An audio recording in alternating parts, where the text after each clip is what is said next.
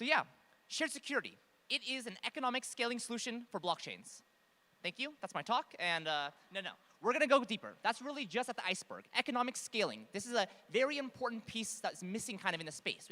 We talk a lot about computational scaling, data scaling, but what about economic scaling? What does that mean and how does that impact our system, right? So let's explore that idea a little bit more. So first, let's talk about the word security. I'm sure you all have heard like blockchains are these secure mechanisms. We want to look for blockchains that bring security, that have security, right? Well, what is security? Well, security really represents the economic cost to change the canonical history of a blockchain, right? Chains with higher security are more resilient to attacks like double spend, right? This is ultimately what security is. Security isn't like my account is more secure or this cryptography is more secure. Security really means what does it take to change the history, right? That when I have a transaction in, what will it cost for me to change that? This is a very important detail which gets lost in words a lot, I think, okay? And I also want to note this. I mentioned double spend attacks, but I want to clarify that a double spend is not inherently an attack. A double spend is perfectly valid in many blockchains. I can make a transaction with the same nonce, send it to 2 different accounts, and the whole point of a blockchain is to come to consensus. The whole point of a blockchain is to determine which of these 2 transactions is truth, right? So it's perfectly valid to allow a double spend to happen, but you can also create an attack through this mechanism. And so let's take a look at what that attack looks like. So an attack on a proof of stake chain may look something like this, right? In this situation, we have like the Asia area and the North America area separated through some kind of fragmentation of the network. Right now, they cannot talk to each other except through Australia. In this case, you could have 33% honest nodes in the Asia area, 33% honest nodes in the Americas area, and 33 malicious nodes in Australia. In this case, since the only way for these 2 regions of the Earth to talk to each other is through Australia, Australia can take advantage of this and create a forked blockchain where both sides are true, right? So when we talk about Byzantine fault tolerance, normally we're talking about 66% of a network agrees about some truth. In this situation, you can see I've created 2 different 66% 66% backed blockchains. But in this case, Australia is being malicious and trying to present to you 2 different truths, right? This is how you actually attack with a double spend or attack with any kind of conflicting transaction. So in this case, what is the economic cost? Like, what are the economies here? Well, basically, at some point, we should assume that the network won't be fragmented forever. At some point, these 2 regions will be able to talk to each other.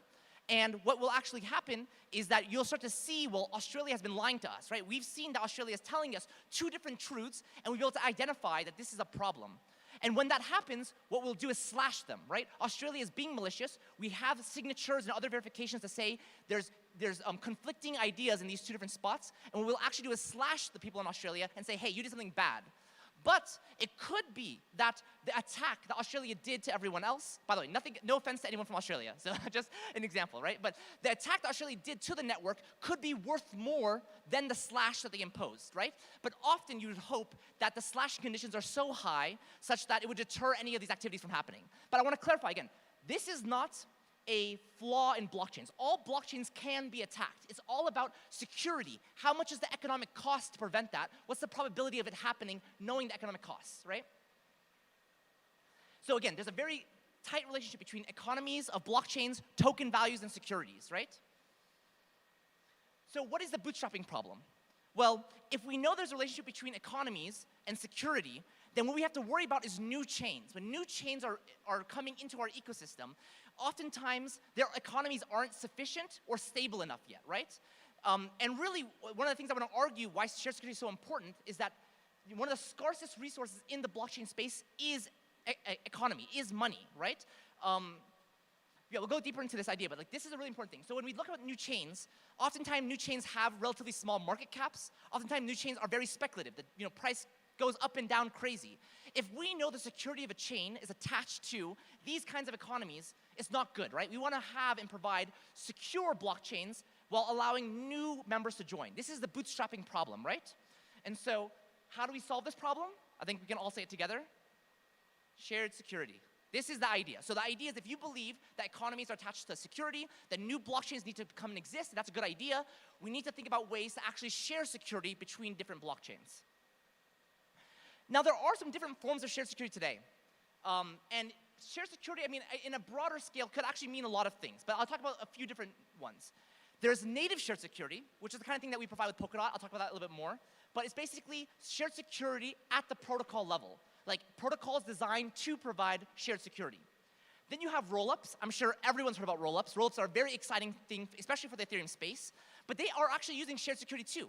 You have off-chain somewhere, some kind of rollup solution. They're aggregating and putting transactions together, and then they're bringing those transactions and verifying them on things like Ethereum, acting as a security layer, right? The security of those rollups are as much as the security of Ethereum. And similarly, there are other ideas. I think Eigenlayer and some others are doing restaking. Basically, if we know that the main issue is we need a stable currency, a valuable currency, we can actually just take currencies from other blockchains and reuse them to secure other chains, right? And we'll kind of go through these things, but these are different forms of shared security. But I want to mention that not all of these are equal. You know, some of them are better than others. And so what I would like to do is present our form of shared security in Polkadot, tell you a little bit about it, and then compare some other protocols and just let you all decide for yourselves what are the trade-offs and benefits between these different things, okay? So let's go to deep dive into Polkadot.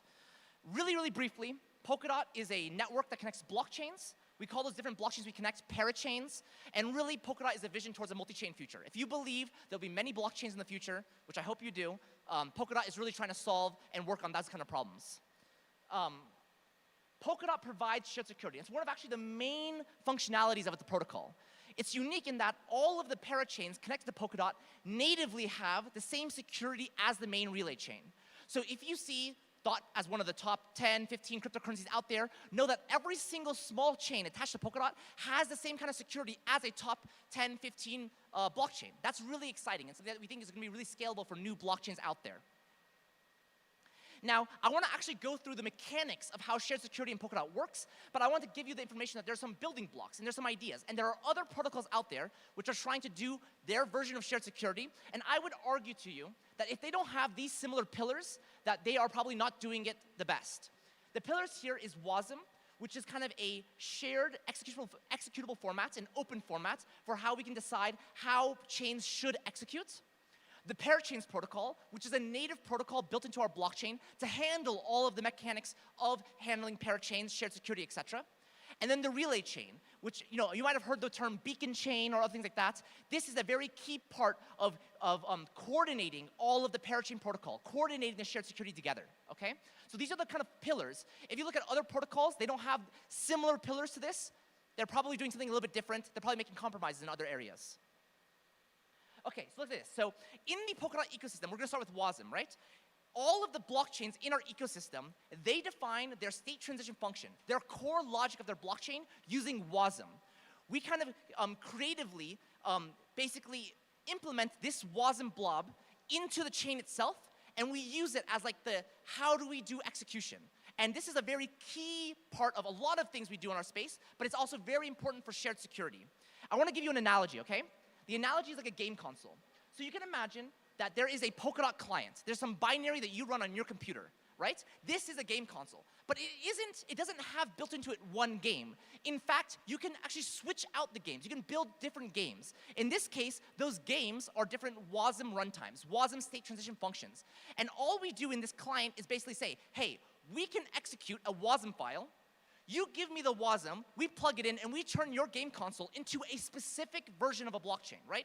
If you put in the Polkadot console or the Polkadot game, it's a Polkadot blockchain. If you put in the A-star one, it's an A-star blockchain. This is a very key idea for how we kind of separate the client and the actual logic of your blockchain. Okay? It's easy enough. And I'm going to kind of show you this, but I'm going to explain it more. But really, Polkadot acts as a super console. It doesn't just have one slot. It has many slots. Polkadot can be many different chains at the same time. And this is a key part of how we actually create shared security. We actually validate the things that are happening. So now let's talk about parachain validation, okay? This is the next piece. So the way that we scale Polkadot is we do execution sharding. The word sharding probably is also something you have heard before, hopefully.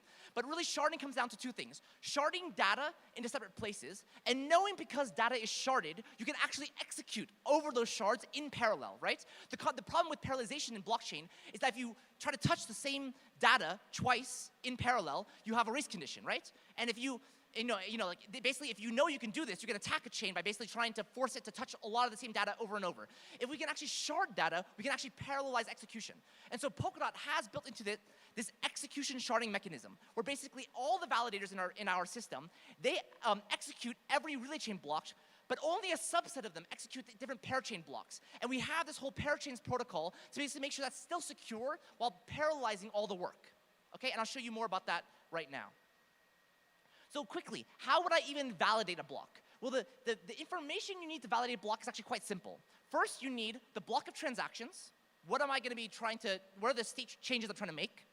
Then I need only a subset of the database which is relevant for those transactions, right? Imagine you have a blockchain with 1 million users. If the block only has transfers between 2 users, I don't need everyone's balance.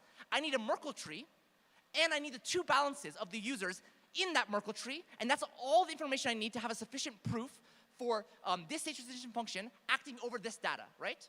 So I only need a subset of the data over overall Merkle tree. By the way, Merkle trees are very important and cool because of these kinds of properties, right?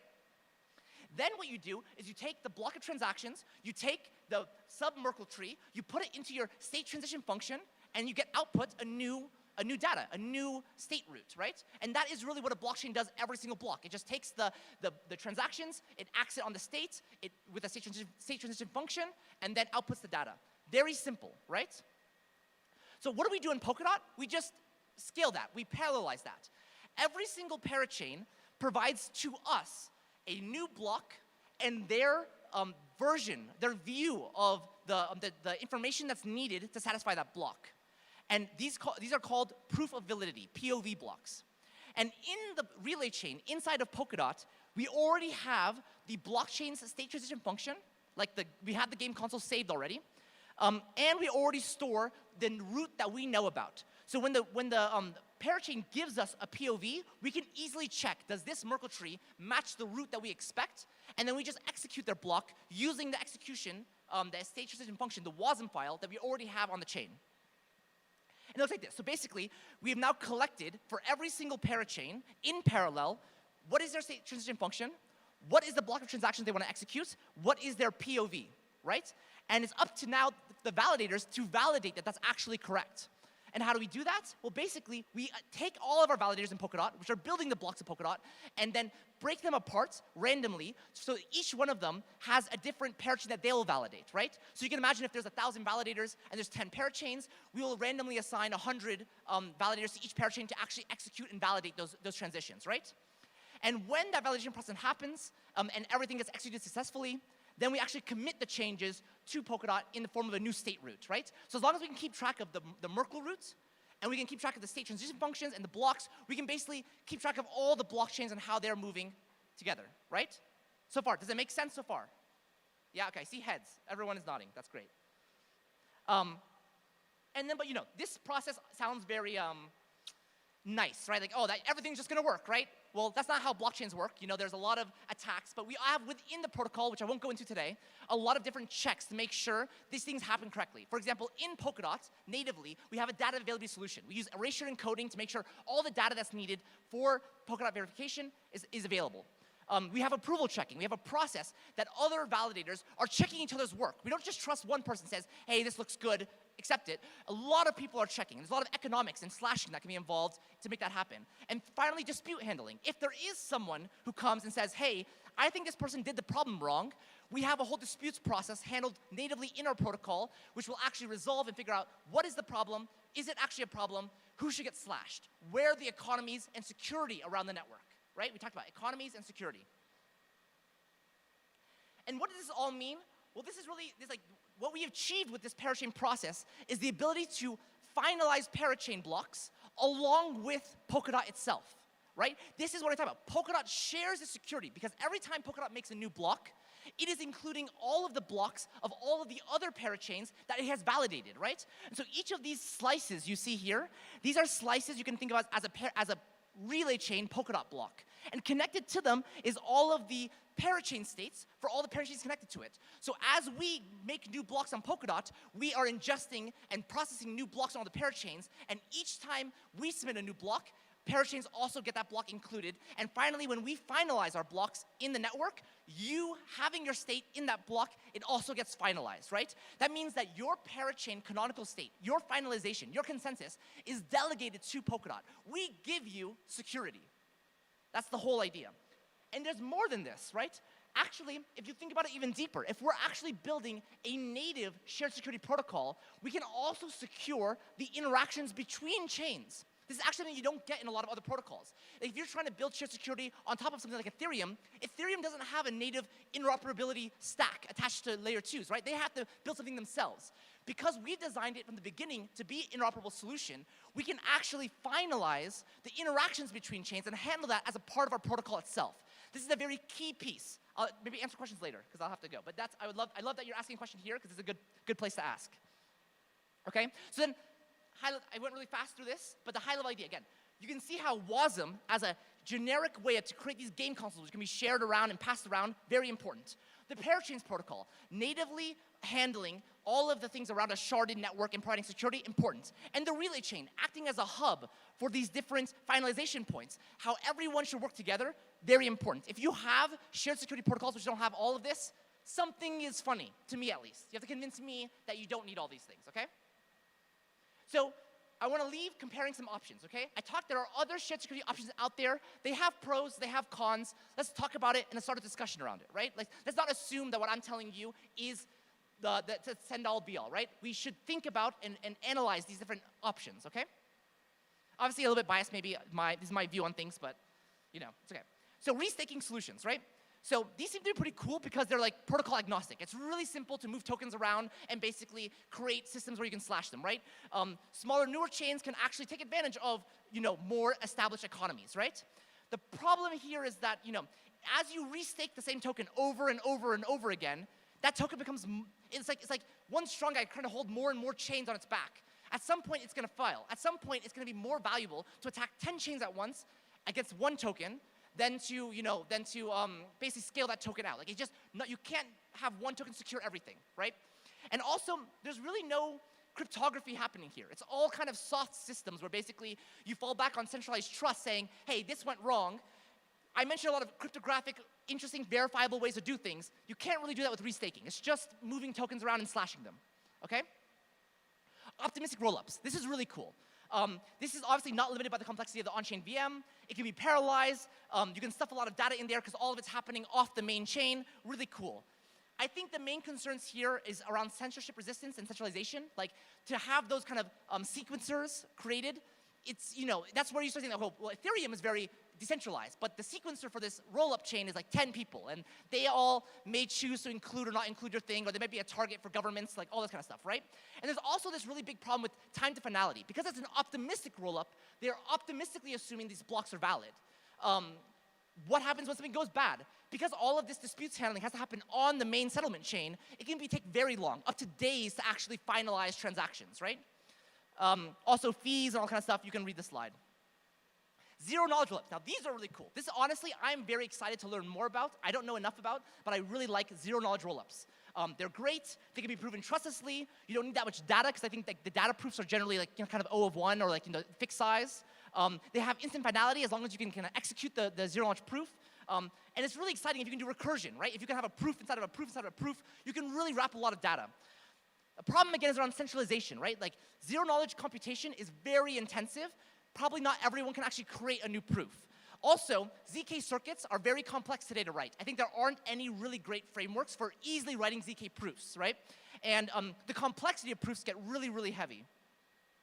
Again, some problems with on-chain allocation of block space, etc. Yeah, 1 minute. This is my last slide.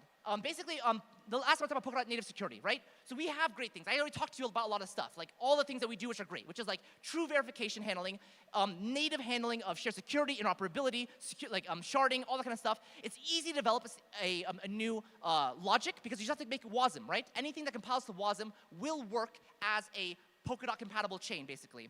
And there's much less concern of centralization from our collator system, how we produce blocks, than from the sequencers and provers in the other spaces. But there are some downsides. I would like to tell you them. Unfortunately, WASM is about 2 times slower than a natively compiled executable. That sucks.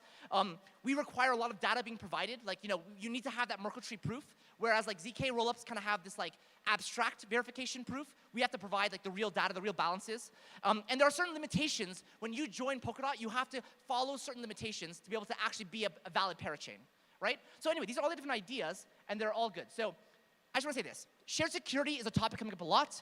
A lot of ideas are converging here. I think we should explore solutions. I think Polkadot has done a lot of really cool things. I think we're a long way to go. But if you have any questions for me, you can ask me. I'll be outside. And thank you so much for my talk.